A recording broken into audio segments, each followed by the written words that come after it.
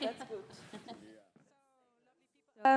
So the next talk is about climate justice. The impact we are having as humans on our climate is finally becoming an increasingly more important topic within international cooperation. And especially younger generations are voicing strong concerns on these topics everywhere across the world. So climate justice is a term that is being used more and more within this dialogue. That means not just looking at climate change as a technical problem that we need to find a quick fix for, but looking at the issue within its social, political and legal context as well. And in this session we aim to provide you with some concrete ideas and tools for fighting the negative effects of climate change and how to do that within the framework of climate justice.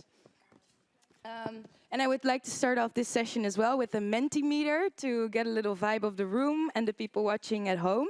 So the question for this Mentimeter is, what comes to mind when you hear the term climate justice? So while you all fill out that beautiful word cloud, let me introduce you to the speakers of this session.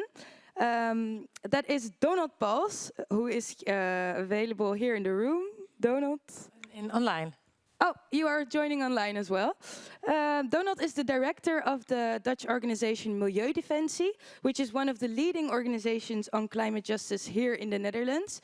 And before that, he was the director of the Worldwide Fund for Nature in China and senior manager international climate policy for the Center of Energy Renewal, Energy Research here in the Netherlands. And in 2020, he was put on number 39 of the 200 most influential people in this country by the Volkskrant. Today, he will share his knowledge and experiences on being part of all these organizations and how they work to tackle climate change. So welcome, Donald. Nice to see you. Good afternoon. Thank you. Good afternoon. Then we might also be joined by Nisreen Elsam, but she might come in later online. So if she does, I'll introduce her then. And we have Kumi Naido. Hello, nice to see you. Hi, everybody. Yes, Kumi is a South African-born human rights and climate activist. And as a 15-year-old, he was already organizing school boycotts against apartheid educational system in South Africa. Kumi was the first African person to lead Greenpeace, serving as its international executive director from 2009 until 2015. And currently he's a professor of practice at the Thunderbird School of Global Management in Arizona and is a global ambassador for Africans Rising for Justice, Peace and Dignity. He will elaborate with us on putting the fight for climate justice into actual practice. So if you would like to join me now and look at the Mentimeter results, we've asked the people which words, concepts come to mind when you think about climate justice. I think a big one is young people. I think that comes as no surprise. Inequality. Is there a word? Can you see the word cloud? Donald and Kumi? No. Yeah, okay. Well, Words are too small. the biggest words that come up are inequality, young people, and ethics. Is that a surprise to you both, or? Yeah, No. big topics, I think. So let's just dive into the conversation. So I would like to start with you two asking, what does climate justice mean to you? Donald, maybe you can start. I would say that climate justice is ambitious climate policy, and ambitions refers to the 1.5 degrees target agreed in the Paris Climate Accord. Ambitious climate policy that enables large portions of society to also increase their welfare in the short term. So that people have a better life because of climate policy. Yeah, and what is that in correlation to just talking about climate change? Like, what is different when you look at it from a climate justice perspective? Yeah, a classical climate policy, and I would say you should distinguish between neoliberal climate policy and social climate policy or climate justice. Neoliberal climate policy enables large industry to profit from billions of climate subsidies paid by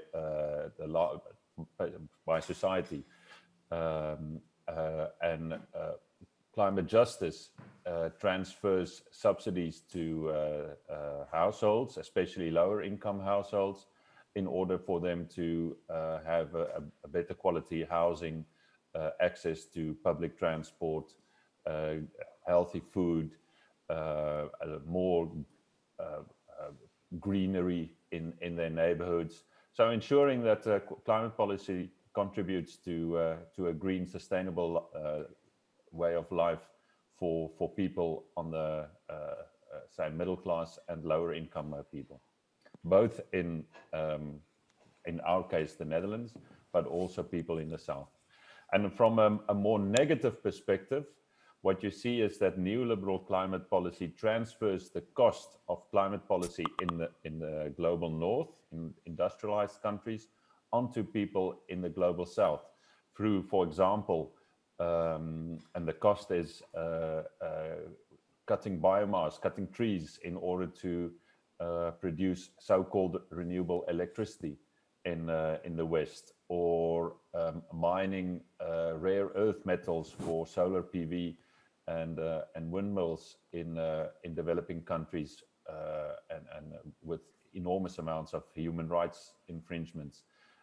That is a way in which the global north, through a neoliberal climate policy, transfers the cost of climate policy onto the south. Yeah, thank you. I think, yeah, Kumi, is that a definition that you would agree with? Would you like to add anything? Yes, I would support all that Donald said, and I'll just add to it. And picking up on the previous session that you just had, which I had a chance to listen into, about how we need to get better at communicating, I want to tell it more in a story. So when I was in the Pacific in 2015, I learned a new slogan. When rich countries were still resisting moving from a 2-degree target to a 1.5-degree ambition, I learned a slogan which said 1.5 to stay alive, 1.5 to stay alive. And it moved me tremendously. But 6 months later, when I met my friends from the Pacific at the Paris climate negotiations, and they pulled me to speak at a rally, and I proudly was about to start chanting 1.5 to stay alive, they responded by, no, no, no, no, the slogan has changed. And the new slogan was 1.5, we might survive. 1.5, we might survive. So we need to have this conversation about climate justice very much in the context of the fact that we find ourselves living probably in the most consequential decade in humanity's history. It is quite sad that it's taken so long for the term climate justice to be embraced fully, even by the mainstream environmental movements. It's taken some time. In fact, to be honest, if you want to frame the situation that we find ourselves in, when we look at which parts of the world contributed most to the crisis that we find ourselves in, and which parts of the world that are paying the first and most brutal price in terms of climate impacts right now, we can describe the situation that we face as one of climate apartheid, given the demographic realities of which parts of the world historically contributed most to the problem and which parts of the world are paying the most and brutal price. When we take climate justice and put it in a global context, we know that in 1992, at the first climate negotiations, all the countries in the world then agreed that we needed to have an approach that was typified by common yet differentiated responsibilities. By that was meant every country needed to do certain things, irrespective of whether you were rich or poor, developed or developing. But the differentiation came by recognizing that rich countries built their economies by decimating the forests, destroying the nature, and so on.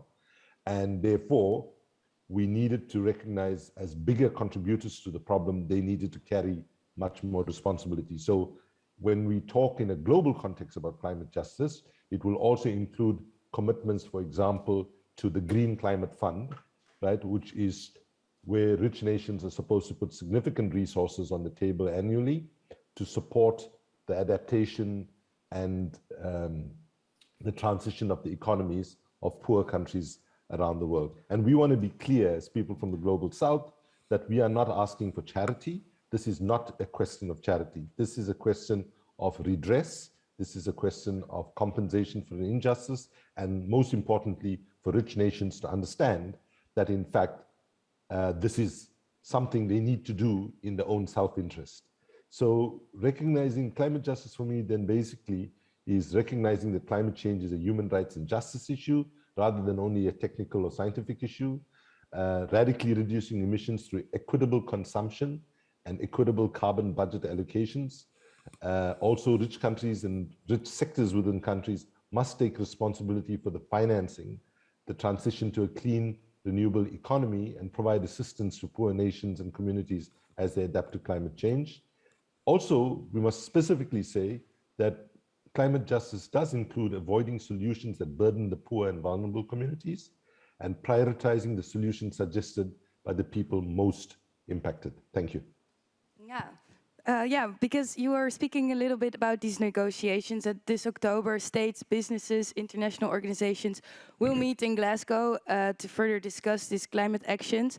But there's been some critical voices about how accessible these negotiations are, but also how to commit countries to really take action after these negotiations. Like, how do you feel like, Donald, I know you've recently celebrated a big victory against Shell. Like, do you think taking legal action, making ideas into law is the only way to actually commit big organizations or nations to follow up on what they're saying? Yes, I think, of course, international negotiations are very important, specifically for the issues mentioned by Kumi, which is the financial support of developing countries, so-called developing countries, by the countries that profited from climate change. But I think as a civil society movement, we should be careful to not put all our focus on international negotiations. I was present at the Copenhagen failure, the meeting in 2009, when the global negotiations to ensure a binding commitment of all countries to fighting climate change failed, I was almost traumatized by that meeting. I stopped going to the international meetings. I went to China to go and work in China. And I spent the time reflecting on where did it go wrong? What was the reason that we as a global community could not manage to address something as important as climate change? And my conclusion was rather straightforward, like the best conclusions mostly are, is that while we have 200 countries coming together to discuss addressing climate change, the most important actors are not included, and those are the big multinationals. 25 companies are responsible for half of all global emissions, and they are totally outside of the remit of both the international negotiations, the Paris Climate Accord, and national legal frameworks, because they are multinational companies. There's no multinational regulation for multinational companies. And as long as we do not regulate these 25 companies that are responsible for half of all global emissions, we will not manage to ensure a future for the Earth, for our children and our grandchildren. And that is why we, once you realize this, that you need to address multinationals in order to mitigate climate change, you have three options. You can hope that and lobby for companies to do that voluntarily. Yeah, like your commercial of people just realizing on their own that they have to change would be great, but not very realistic. The second is you can try to ensure a global framework, which is probably the best solution, but it takes too much time. And we've been trying to do that as a civil society movement, setting up global frameworks to manage multinationals. And the third option, and that is the option we chose to implement in the Netherlands is to ensure that multinational companies, in our case Shell, have to be held accountable before national law. And that's why we took Shell to court, and it's only the start. We will now use the victory in the Shell case to also bring other multinational companies under national law and national regulation to ensure that they implement the Paris Climate Accord, the 1.5, and we might survive approach. Well, thank you. Yeah, we were very excited to see what. Can I just respond to Donald? Yeah. So Donald, I was exactly in the same traumatized situation that you were after Copenhagen, and I maybe should have come with you to China because I'm still in therapy recovering from Copenhagen. You remember we went to Copenhagen with the UN actually branding Copenhagen, Hopenhagen. You know, it was like so much of momentum that had been built up, and by the time we left, people are calling it Nopenhagen, a fuck up in Hagen, and many other things. But what we went to Copenhagen was calling for a fab deal, not a fabulous deal, but a fair, ambitious, and binding deal. What we got in Copenhagen at best was a flab deal, F-L-A-B, full of loopholes and bullshit. And basically, what we need to learn now from that experience. And that's why when we went to Paris, we didn't say the road to Paris, we said the road through Paris, because we must recognize, as Donald correctly says, that we cannot put all our eggs in the negotiations basket. In fact, as we sit right now, you can almost say exactly what's going to happen in Glasgow, right? Because all the deals have been done and it's not looking good at all, right? Yes, we need to push right until the last moment to see if anything, gives, but we need to be smarter by not setting up ourselves for failure after failure after failure. You can almost bank on the fact that Glasgow will not deliver the level of ambition and courage that is critically needed and what the science is calling for. And so we go in there to push it as much as we can, but we need to be realistic that the balance of forces is still very much in the favor of the fossil fuel companies and those big corporations that Donald speaks to. Before I hand back to you, I just want to, from the bottom of my heart, convey a thanks to Donald and his colleagues for that victory over Shell. It is something I've advocated for a long time, that we need to explore the, the legal cases against companies that have done all of these, brought us to this crisis. And while we can recognize the revolution will not be litigated, litigation will play a big part in winning. So thank you, Donald, and please, on behalf of Africans Rising for Justice, Peace and Dignity, convey our deep gratitude for the innovative work that you'll have done and that victory that you'll have secured. Thank you. Thank you very much, Mimi. I'll do that. Really heartwarming to watch from here on the screen. Meanwhile, there's also been some questions in the chat. So please also feel free to come up with your questions, because we're going to use them. So Mark actually had a question that I mean, in my head is now stuck. The revolution will not be litigized. How do you say it? Litigated. Yeah, sorry. So fantastic. But Mark said, we live in times of image creation and symbolic gestures. So there's a lot to do about it. And maybe he has a long question, but I think this is the main thing. So symbolic gestures. So how can we effectively clear away the smoke and mirror and expose the truth about policies and practices? So there's a lot, with what you mentioned already. Maybe one of you can respond to that? So I think to do that, part of what we need to do is talk in a way that ordinary people talk, right? I think we need to recognize that those of us that have been in movements that have been working on climate, that we talk in ways that is completely inaccessible to ordinary people, right? We do not, I'll give you a personal example.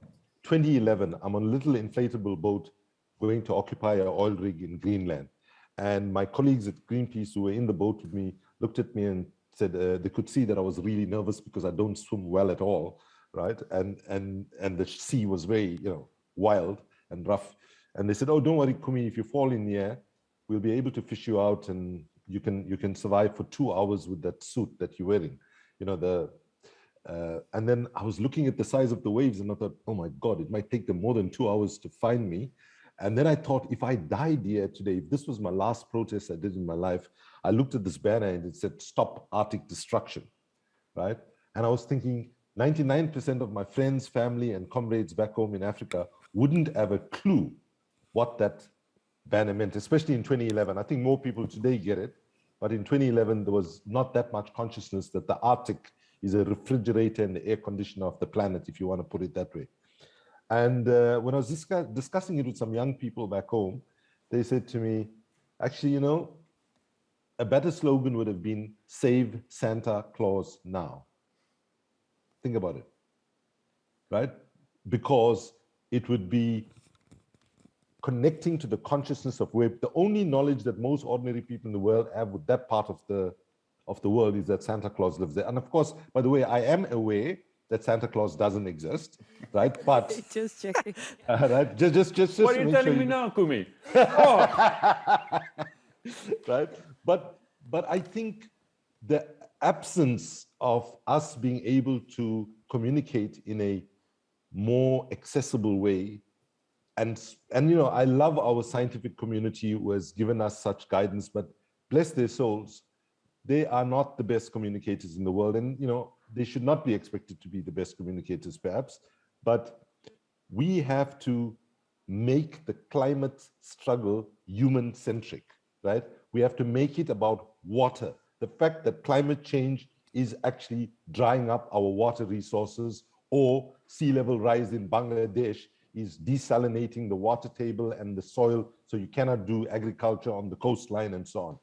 We need to make it about land and land degradation, about desertification. We need to make it about, and yeah, I would say that we must be brutally honest with ourselves at this moment, right? You know, Albert Einstein once said, the definition of insanity is doing the same thing over and over again, expecting to get different results. If I'm brutally honest with you all, I meet that definition of insanity.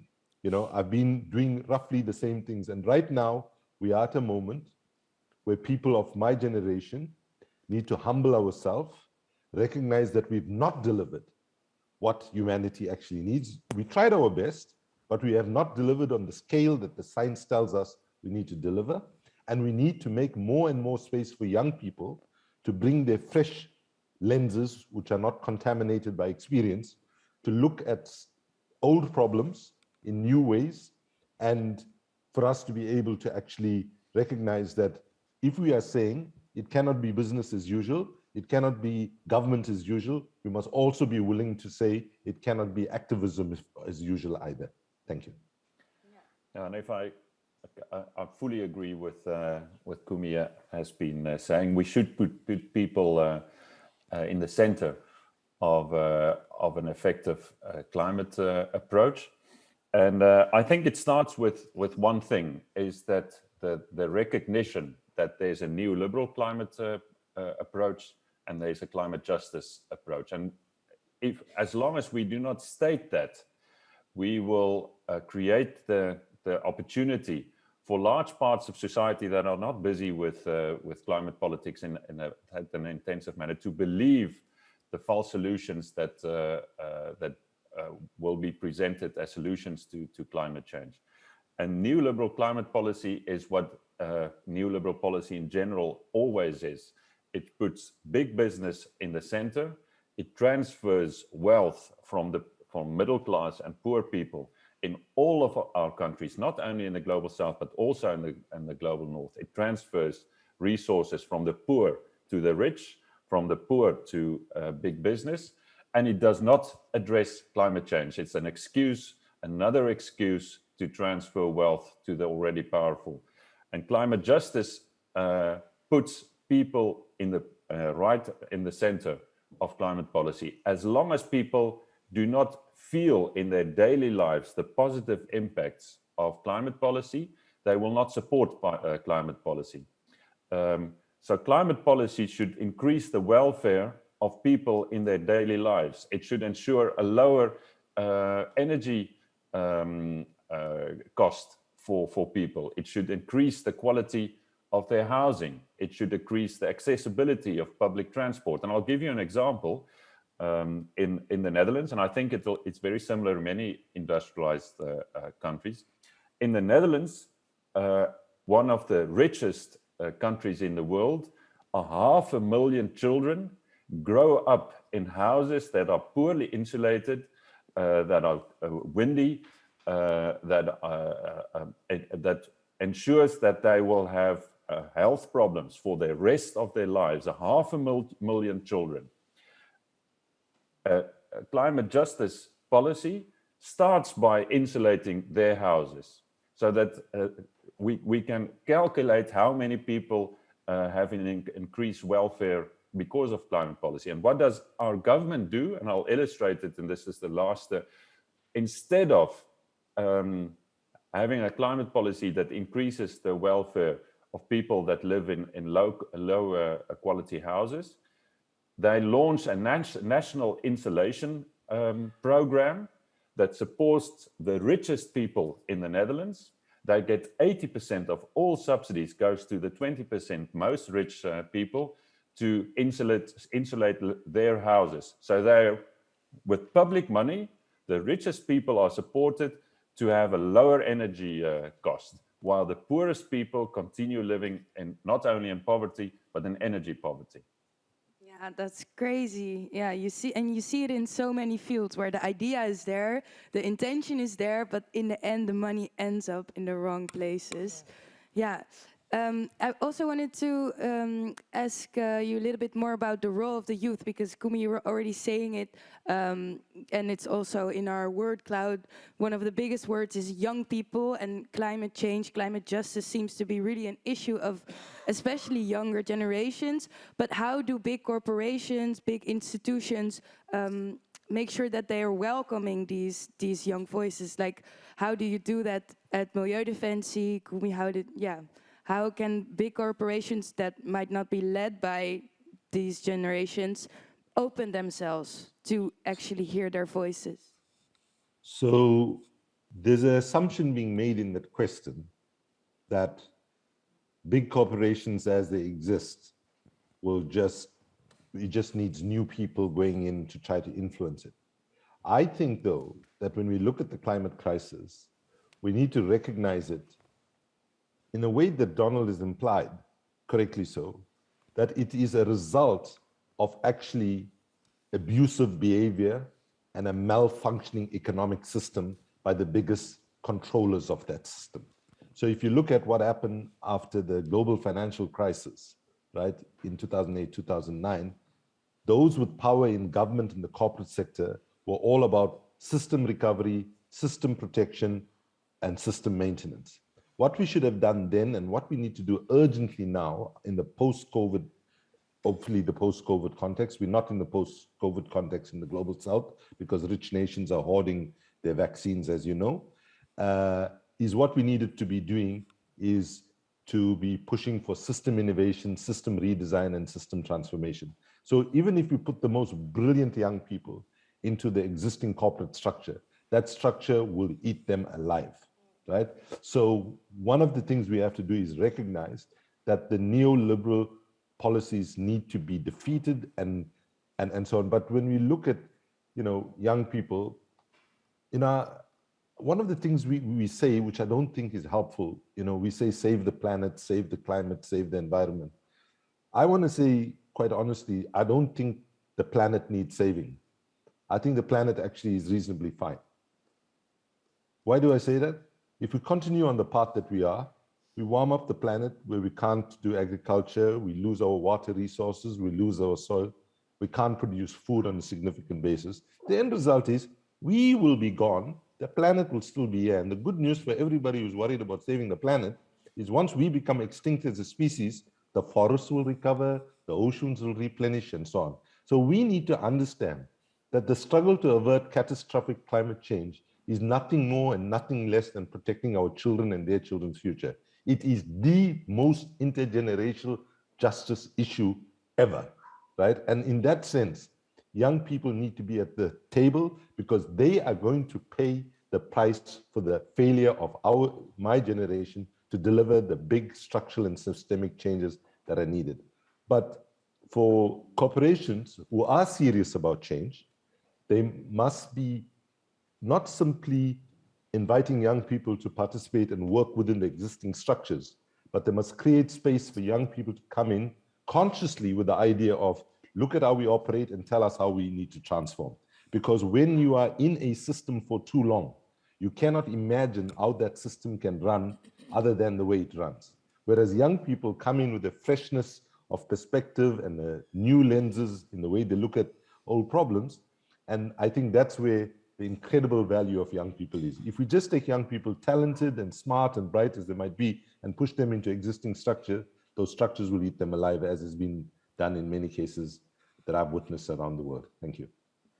Hey, and meanwhile, the chat is exploding because your conversation is is doing a lot. So one of the questions in the chat is from Josine, and she said, Kumi mentioned both climate apartheid and climate justice. And in the Mentimeter, I also see mentioned colonial debt, inclusion, and invisible heroes. So who are these invisible heroes, and how do they relate to the legacies of exclusion, such as colonialism, and how can climate movements make space for these heroes? Donald, you go first and then I'll follow you. Yeah.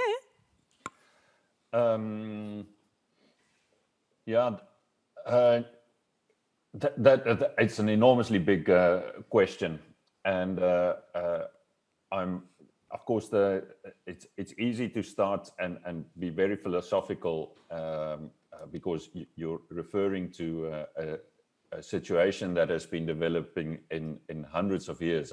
You know, when did colonialism start?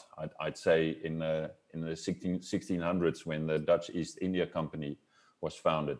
So the challenge is to translate big issues like colonialism, new colonialism, historical debt into practical solutions that addresses the daily lives of people. And I'd answer the question in two ways.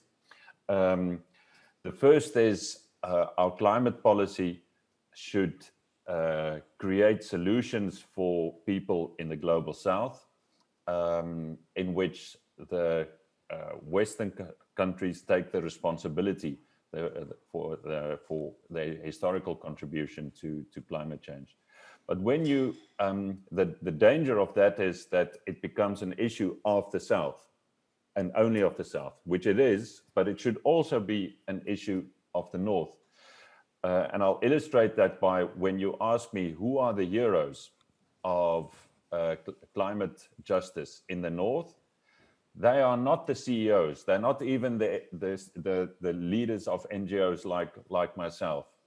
The heroes of the just transition of climate justice in the North are the bus drivers of electric buses that provide sustainable transport to the poor. They are the people with that work with their hands and their feet in the mud, building the solar or insulating our houses and putting solar PV on our roofs. They are the people building and maintaining the windmills that are being built in the North Sea. I think as a civil society movement, and I'm now only referring to the North, I think Kumi will probably also include the South, we should be much more explicit about the justice issue of the solutions. People are working on the solutions while the people in suits are discussing solutions. Real people are making a real difference already on the ground, and they are the heroes of the climate, should be the heroes of our climate justice. Like I said, the bus drivers, the bicycle makers, the windmill builders, the house insulators, etc., etc. I strongly endorse that answer by Donald, and I'll just add that for me, when I look at it from a global South perspective, the big heroes are the holders of indigenous knowledge and indigenous wisdom. Those that, you know, one of the worst things about colonialism was, apart from the economic exploitation and genocide and so on, which was all horrific, but actually the most powerful negative impact on a long-term basis was the destruction of indigenous knowledge systems. And right now, if we look at the role that indigenous communities are playing at the global level, you know, from the Amazon to indigenous communities in Africa and elsewhere, even in the climate negotiations, they are bringing a different perspective. And, you know, a perspective, you know, let's say that all of us at this conference, right, we're the last people left standing. Like climate change happens on the worst case scenario, and we are the last people left standing, right? And some young people amongst us say, you know what, let's write the story about humanity and put it in a capsule so that if we all die, then if humanity emerges again, they won't make the mistakes that they made. One of the things that I hope we would agree on is that we need a complete redefinition of the word civilization, right? Because actually the most powerful wisdoms that were found in different civilizations were actually to be found in what was then regarded as backward civilizations. If we look at indigenous communities throughout the world, they have always had a very clear understanding that humanity must exist in a co-dependent, mutually dependent relationship with nature, and that's the only way we can guarantee our survival for centuries and centuries to come. So I think that, I also think that, you know, if we were to name one constituency of people that covers the North and the South as well, that are our heroes, is young people. I mean, I think young people have stepped forward in ways that I actually find painful, you know, in the sense that young people are having to carry on such a major burden in terms of pushing, you know, adult policymakers to make change. And, you know, and I'll be blunt with you, the thing that has kept me going, because it's tough keeping a sense of optimism, right? If you look at what the science is saying, what extreme weather is saying and so on, let's be blunt about it. If I can be permitted to use an Afrikaans sentence here, which I'm sure you'll all understand, ons is deep, deep, deep in the kak, and we need to understand that, right? Yeah. And the window of opportunity for us to turn this thing around is small, and it's closing very fast, right? And so when I say that the decade that we find ourselves is the most consequential decade in humanity's history, I genuinely mean it, and I believe that the science backs me up on that. And what we do in the next 10 years is going to determine what kind of future we'll have, or to put it bluntly, whether our children and their children will have a future at all. So when we have this kind of challenge at stake, we need to recognize that what's needed now is not incremental tinkering and, you know, baby steps and rearranging the deck chairs on the Titanic while humanity sinks. What is needed now is bold courage, courage to look at how we fundamentally transform our economic system, our energy system, our food system, our transport system, and so on. And in those transformations of each of those systems, Donald is absolutely right. There are people living within those systems who are saying, to hell with the policymakers. If they are not with the program and they've not woken up and smelt the coffee yet, we will push within to make that happen. And there are thousands of people within those systems, in rich and poor countries, that are doing their level best to actually make those dysfunctional systems deliver as much as is possible. But we need to recognize that's not going to be enough. There needs to be fundamental systemic changes to enable much more rapid transition. And let me say one last thing. What we need right now is accelerated change strategies. Strategies that get us to make changes much faster. And let me say that for me, I've looked at this question for a long time now, and I think the best accelerated change strategy we have in terms of theory of change is we do not have the time anymore to go and campaign against thousands of companies doing bad things, right? Like say on deforestation, you know, it's not a bad strategy to target X number of companies in Indonesia, go after them, get some of them to fold, and once they fold, hope that there'll be a systemic impact. It's not a bad strategy if we had unlimited amount of time. But given that we have a clock that is mercilessly ticking away, we have to fasten the rate of progress. So therefore, what we need to be doing is follow the money, right? Because all of these different companies, whether they're in oil, coal, gas, deforestation, whatever, they all are getting loans from some lending agency, some financing agency. And I believe the thing that can give us most bang for our buck, as our American friends would say, or the fastest change is we need to follow the money and shut the flow of capital at source. We need to make sure that our banks are not lending. Banks and other financial institutions are not lending to economic projects that take us closer to the climate cliff. And yeah, we have power. And yeah, it's important that activism needs to change its psyche, right? Because often activism, especially in the North, when they look at issues, they look at it in terms of what people don't have. You know how people are, especially with regard to the South, you know, people are marginalized, people are exploited, people are oppressed, repressed, and all of that. Of course, all of those things are real and they require attention. But if you only do that and don't ask the question, what capabilities do people actually have, right? And look at the creative energy, the consumption power, the financial capabilities, and so on. And there are examples. You might say, what financial capabilities are you talking about? Because people are poor. Quick example, and I'll close my mouth. Australia 2015, when the Australian government was trying to build one of the biggest coal mines in history in Queensland, people mobilized, made a coalition, and went to the 4 banks with pickets outside the bank saying, you will not lend money that's going to destroy our children's future to this coal mine. And all 4 major banks in Australia said, no, we will not fund it. And the project sadly is still limping along, but they had to downscale it drastically. Now, many of the people that were standing outside were not like 2 million euros or dollars in the bank account. Some of them might have had $20 in the bank account. But when we aggregate our power, our purchasing power, our wealth, our creative energy, our autonomy as citizens and voters, we have more power than we realize. So I will urge that one of the things we need is to look at what power people have and leverage that to the maximum. And I think therein lies greater power, greater possibility to have impact. But I feel very strongly that given the time constraints we have, we need to convince central banks, all the banks that they regulate, pension funds, trusts and foundations, individuals of net wealth, with a message to say, we need you to put your money in things that contribute to the climate solutions and not put your money into things that lead us closer to the climate cliff.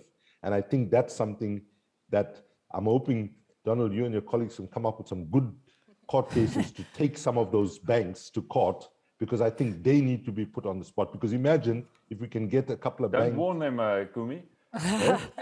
Your list of who you have to take to court is getting longer and longer. Okay, sorry I took so long. Just one comment in addition to what, because what Kumi was saying really inspired me. And I'd like to give one example of illustrating the power of people. In the court case against Shell, formally, if you look at the court documents, it's called Milieudefensie versus Shell. But really what it should have been is the people versus Shell. Because this court case would not have been possible without the 17,000 co-plaintiffs, without the tens of thousands of people that funded it. When we started the court case, we approached philanthropic funds to help us finance the court case. Because just to give you an illustration, the cost, only the legal cost, or the cost of our court case was €2 million, and we have a turnover of 10 million per year, to just give you a bit of an impression. So it has a large impact on our organization, and we could not fund it ourselves.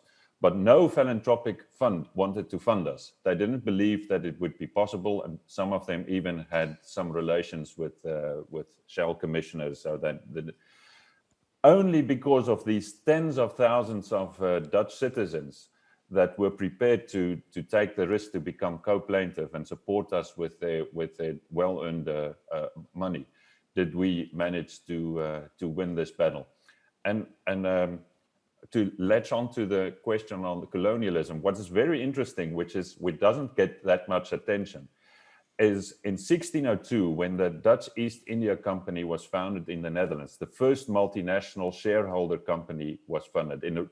We created the economic and political entity that was outside of the rule of law, really, because it's a multinational. And 400 years later, in the same country where the Dutch East India Company was founded, a Dutch court decided to, for the first time, hold a multinational company liable and accountable for its impact on climate change and on the world. And therefore, I think in really what it sort of starts the finishing a bad experiment that started 400 years ago. Ja, de cirkel is rond, zouden we dan zeggen in Dutch. Wow, yeah, thank you so much. We're out of time? Yeah, we're already out of time. There's so many questions left, but still, Yeah, super interesting, but I think we all can really relate to this feeling of powerlessness, and it's really inspiring to hear you guys speak about how you, as a normal person, can actually contribute in such a big way. So thank you so much for sharing your insights, and goodbye. We have a break now, and so have a good lunch break, and then we'll see you back later. Thanks a lot.